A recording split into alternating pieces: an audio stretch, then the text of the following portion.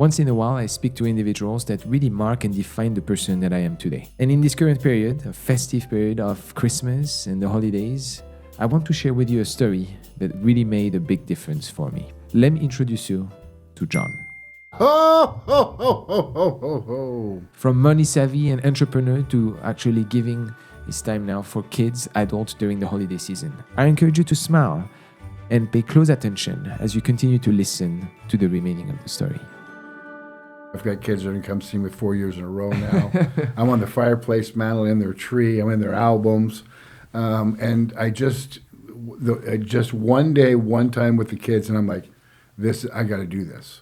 And I do it. Like I said, I do it for free. They can donate.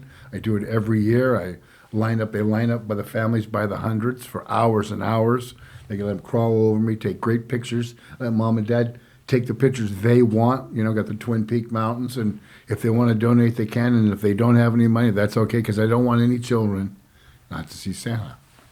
So what are some of the emotions that you feel when you're kind of this character that is the magic to so many kids that are coming to see you and kind of being that person? Like it's and I don't know how to even describe it. How do you feel? Oh, it's an honor. I did it first, like I said, as a fill-in. Let me wipe my eyes here.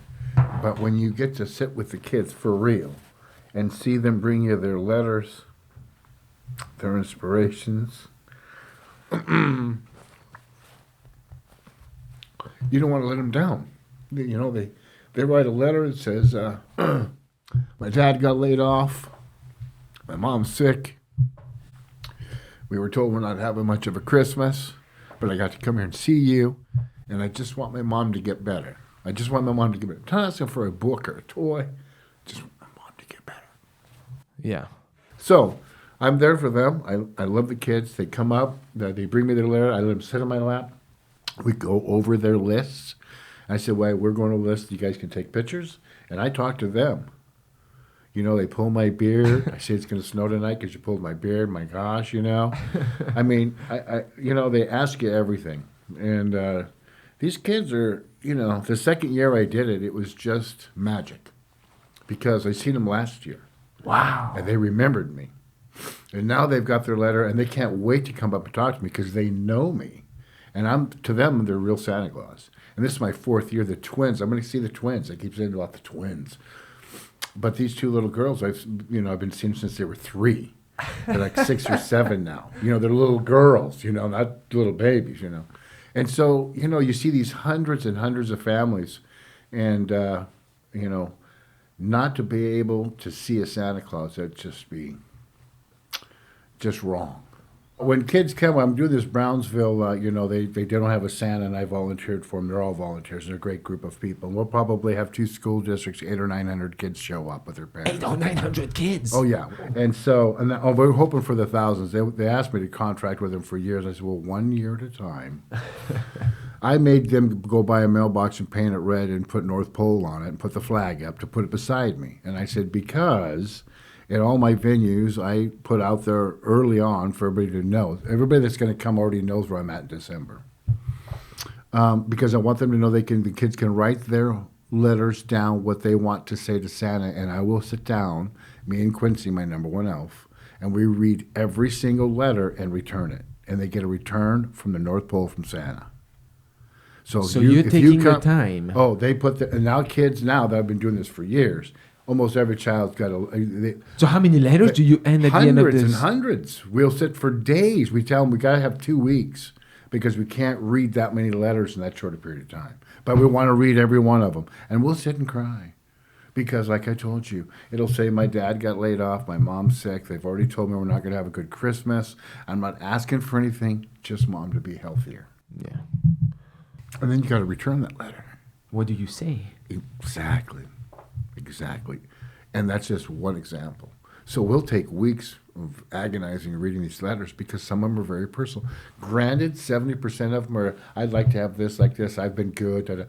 But there's the ones in there that they're asking for help. They're asking for a savior. They're asking for a miracle. And how do you respond to that? Very delicately. Okay. I was thinking that if it gets much bigger, I would have to hire somebody to volunteer their time, like a gentleman like you, that could sit and read them and feel that emotion that the kid's talking and answer on behalf of Santa. Because I can't read. If it gets in the thousands, I can't possibly read the letters. I need somebody to read them and make a reasonably good sound return. Response. Yeah, because the worst thing for them not to get nothing. They drop their letter off in response to get a response. So you mail them back? We mail every one address? of them There was their an email address from Santa from the North Pole. That's right. They open up, they comes And you write their them name on with it. the hand? Absolutely. Wow. Absolutely. Holy every year. smokes. It's great. It take a lot of time and energy, but it is so rewarding.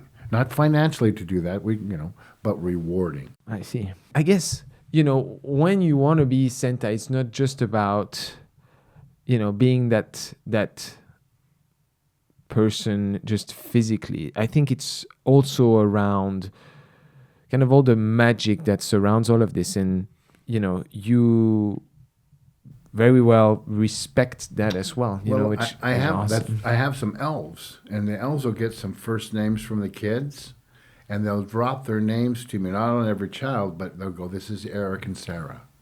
And so these guys are getting down, they're getting their coats, and they're getting ready to go out that way, and I'll look over and I'll go, Eric, Sarah. And they look at me and they're like, and I said, "I've been waiting for you all morning. I'm so glad you showed up. You're running behind." And they fully believe that I'm there for them. They're convinced because I know them. I said their name. I'll see Christmas Eve. I'm going to leave out cookies and carrots for Rudolph, and it's just magical. And so I know for that time and that year, they're just ecstatic. And I got to do that for them. Hundreds of kids, I get to do that. What an honor. What an honor. That's awesome. And I would love to ask you as well, you've been speaking a lot about kids, but I'm sure this magic, and I still feel it, also applies to adults. And Can you tell me some of the stories that you may have had around that? Most of the adults, they're all children. We're all little girls and little boys. I don't care if they're 40, if they're 30. We're all little boys and little girls. And Santa Claus brings that out in them. No matter how macho they are or how wealthy they are, they get around Santa Claus. It's like the equalizer. They can be giddy. They can be a child again. Sit there, put their mom's kiss on my cheeks and get dad to get a picture of kissing Santa's cheek, whatever that they wanted to do. And they're still children, but they're adult children. What has been one that's been very unique, for example? I had a couple come in, and they had no children. I thought that was odd. They were young adults, but they sat and got some pictures, and then they stood up and looked at me and said, "Can you bless us?" And I said, "Pardon me?" And they said, "Can you give us a blessing?" And I blessed for him to be financially well, and I blessed her to have healthy children. And they started crying because he just got a job at Microsoft, and she just found out she was with child. And they were so ecstatic for that blessing, right? And I was honored. And then, later the day, I tried to take a break. My elves gathered me up and put my robe on me and tried to get me to a break. And these other couple came up and grabbed me physically. And I said, "Sir, I'm taking a break. Santa Claus needs to go potty." And, and they said, "We just want you to witness." And they proposed to each other. My gosh. I had tears in my eyes. What can you do? They were crying, proposing. Wow. So you realize how important it is to people. Yeah. To me and you as adults, we're like it's Santa Claus. But to some families out there, to some children, young families, it's very important. Well, thank you very much for walking us through some of those components. So as I told you, I mean, it really feels like Santa is in front of me. I hope you're feeling the same way. A brief apartheid, guys, for a special announcement. As you may have noticed since the beginning of the show, the first ever episode, I've been wearing this bracelet. This bracelets marks the story of elegance and resilience. In fact, those are 100% made in France. Yes, Pogo, you heard right. 100% made in France, resilient, waterproof, and they really mark a story that I want to translate through my videos. I've been wearing this bracelet for 3 years, and every time I think about making a certain purchase, I look at it and I ask myself, is that the right move? I want to offer you this chance at home as well. Each of the orders is coming with a letter really highlighting the story behind what you're wearing, signed by myself. And so if you guys are interested in more information or just wanting to discover this new collection that we are launching, I invite you to check out the link in the description below. I'm here with Pogo. We're excited for where this journey brings us. Thank you again for your support. And now let's get back to our content. And despite those heartfelt moments, reality happens to be difficult. So you work as Santa, but you mentioned you do it donation-based? I do it donation-based. Like I told you, I got my original pension was cut in half. Social Security won't have nothing to do with me, even though I've had my heart attacks and stuff. So finances have been hard. And most certainly, there's an organization with, I think it's 75 Santas in this area. And they have a rule on how much they charge to show up, how much an hour it is. And they don't want you to change from that because that's the set standard they have set. Mm-hmm. They make their income doing this. And the reason I know that they were upset that I was doing it for nothing. Because there was no Santa. And I said, I will volunteer to do it. If you want to announce it, the companies announce it, I'll do it for free. I don't want the kids, they had no Santa. They said they won't be able to see a Santa this year. I said, no. I don't know how to be a Santa, but I'll be one for that. And I did it, and it worked out great. I said, I don't need no money. I take donations. If you want to pay me donations, you can. If you don't have any money, you parents, it's good. That's okay. The kids, I'm going to treat them the same. And they were lined up by the hundreds. And at the end of the day, I made a pretty little penny. Because it turns out there's a lot of people that have $5 or $10. They don't have $60 for a professional photo, but they got $5 or $10 in their wallet to come and bring their kid to see Santa sit in his lap. And I gave them whatever picture they wanted with their cameras, their own phones. They were ecstatic because they got that good photo of the peaks or the tree or whichever one they wanted. So it worked out really good for us, thankfully. It helped me, and the Lord knows I needed help. But the best part was I got to help hundreds and hundreds of kids every weekend through the month of December. Okay. So looking at the amount of donation, how much are you able to make of that? For the season? For one day, for example. For one day, probably no less. I've made no less than $300 on a given day. But I haven't cleared any more than 500. Let's say about 400. Does that seem fair? We can average it around 400. Okay. And you're doing this every weekend, so twice a week during December, so about 8 times? Saturdays and Sundays usually. So looking at Santa, about 8 times a year, or more or less, it's about 3,200 on donations. Yes. Now, as you mentioned, on top of that, you're not living the big life because you're living off a pension. How much is your pension per month? $761.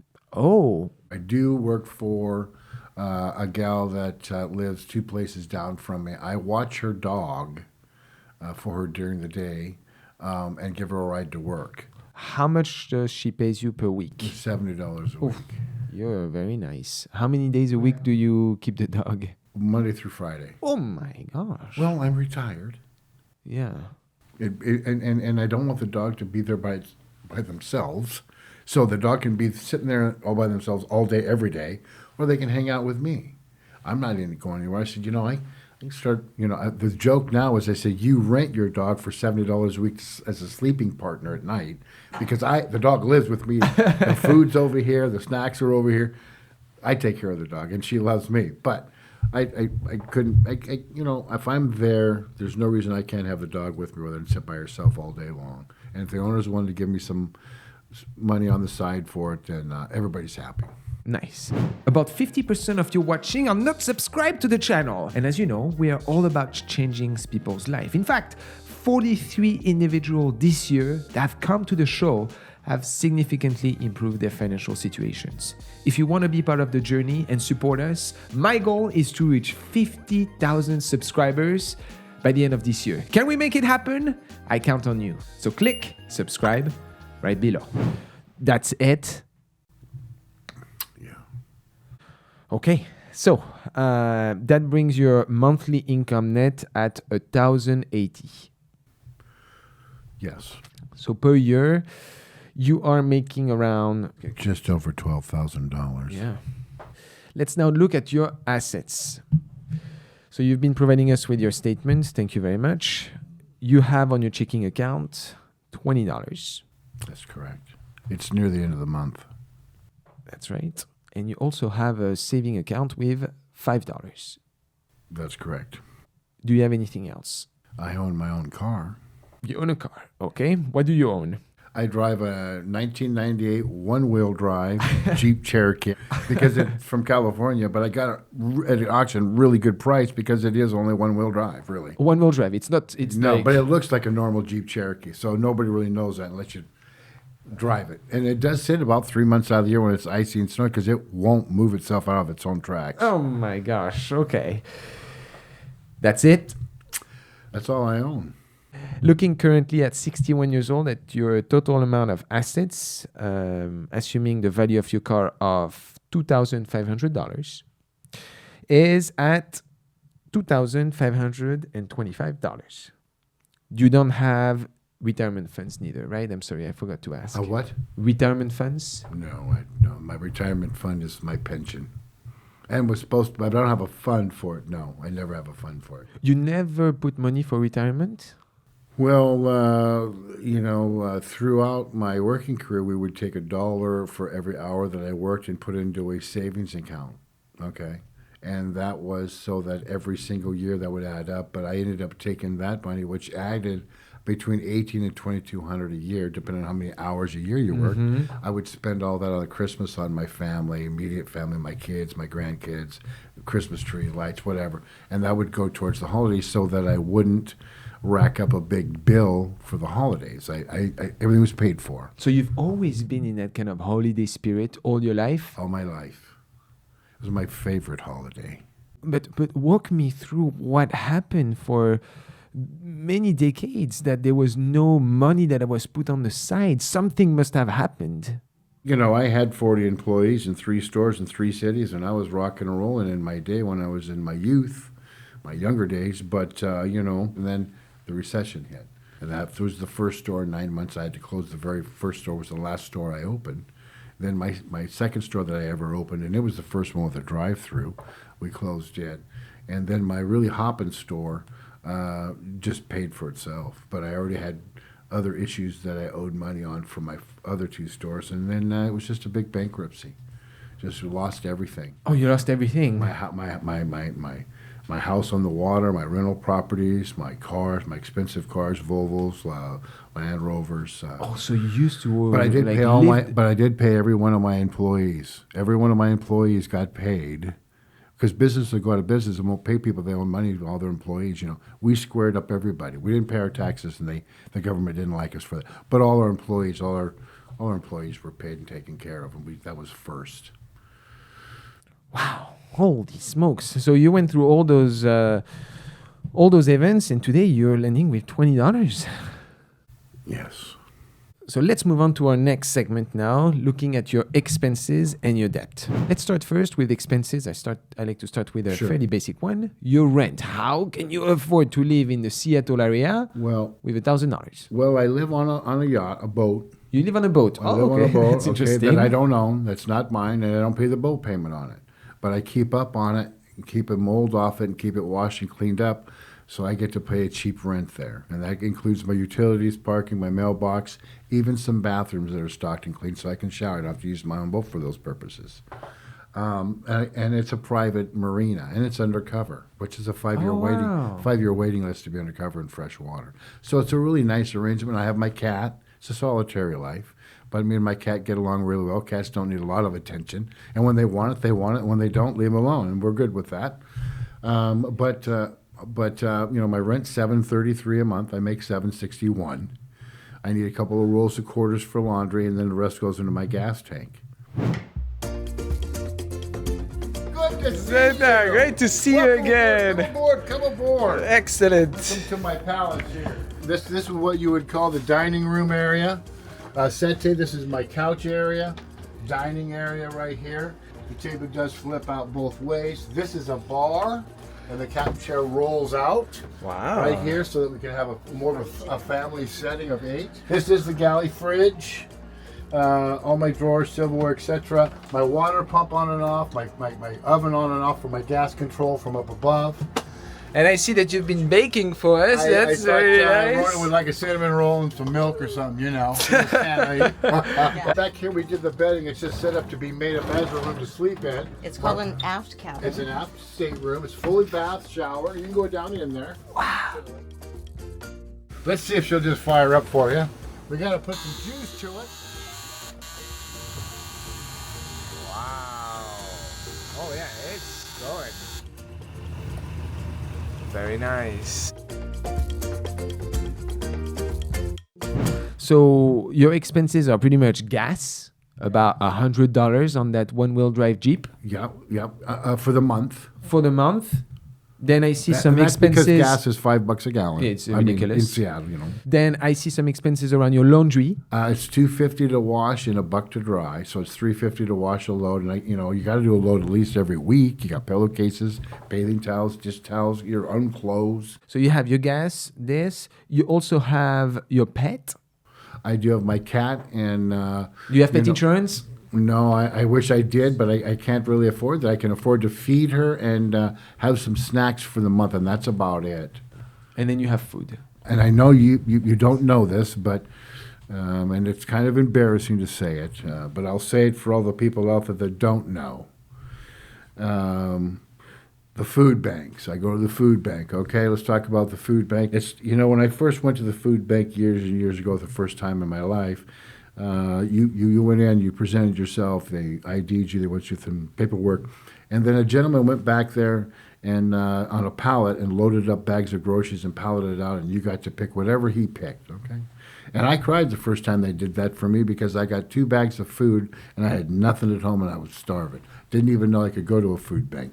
That was the first time. I found out they don't have personal female sanitary things, they don't have toothpaste, they don't have toothbrushes and toilet paper, paper towels. You don't get any of those things. So I wanted to give back to charity. And I said, whenever I get back on my feet one day, I want to give every month a package of toilet paper, a package of paper towels, personal hygiene things, or toothbrushes. So you've been going to the food banks. So the food banks now, I want to educate you on the food banks now. They're like a small grocery store inside. Everybody's got to wait their turn. When it's your turn, you get a cart, and you have a tag or a color. And you can get anything in those aisles you want under that color because you're a single man. Or you're a mom with a husband and 4 kids. Your color's different, okay? But now it's a little more civilized. I see. And you get to go through and say, this is all the bread that they'll let me pick from today. And you say, yeah, I'll take that rye bread, or I won't. Yeah. Thank you for sharing. I'm honored to share it with you. Thank you for asking. As I sum around your expenses for the months here, looking at your recent statement, you sum to around $890. So you have pretty much the money that you're making on Christmas on top of that I'm not accounting. What do you do with all this money? Buy Christmas gifts for my immediate family and for my relatives and friends. They get together.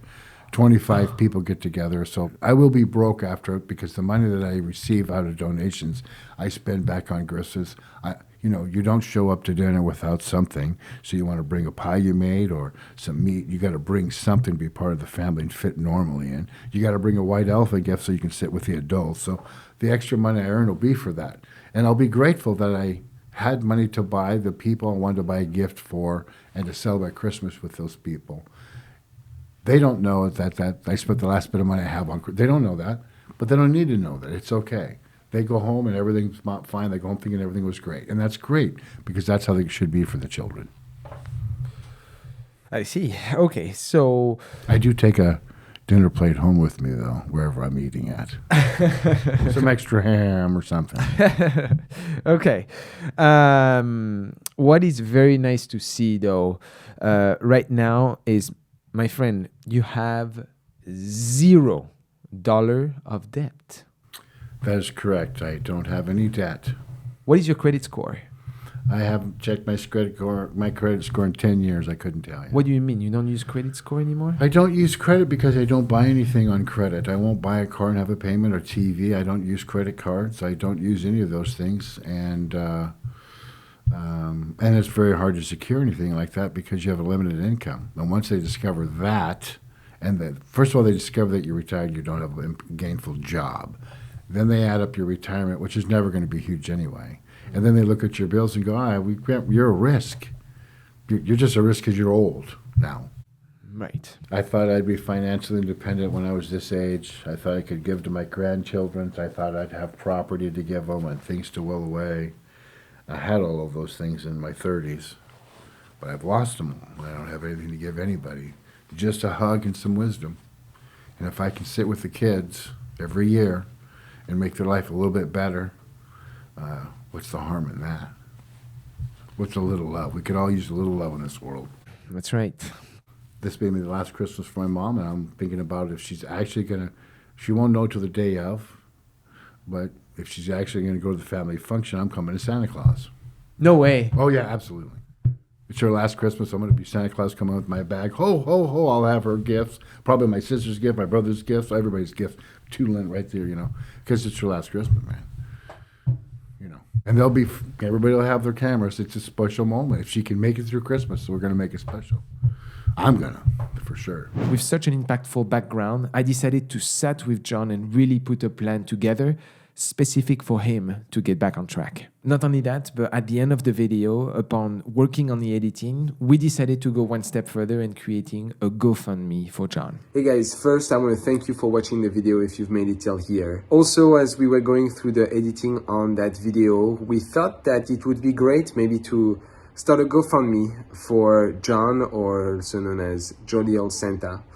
So I'm going to put a link in the description. Feel free to go in and check it out. No obligations, nothing. But we felt that if people had the kindness to maybe share something, know that 100% of the money that will be raised will be given back to him. Guys, I am so thankful about what we've accomplished. In fact, let's look at the footage. I have a gift for you. Oh! This, John, is the amount that we've collected for you, for the GoFundMe that we had together, to the amount of 2,441. That is fantastic. Thank you. That's fantastic. Today, I come with excellent news.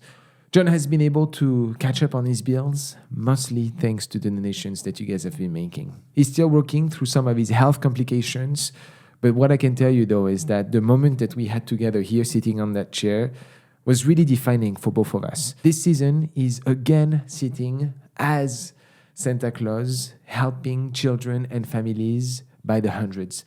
We've decided to continue this GoFundMe. If you guys are interested in contributing, what I want to tell you is, yes, money is important, and this show does speak about it and the implication that it has on your life. At the end of the day, it's about the relationships, the emotional connections that you have with people, and the time that we all hopefully enjoy now with our family, friends during this holiday season. Thank you so much, guys, for bringing so much joy through this journey with Finance Action in this whole project.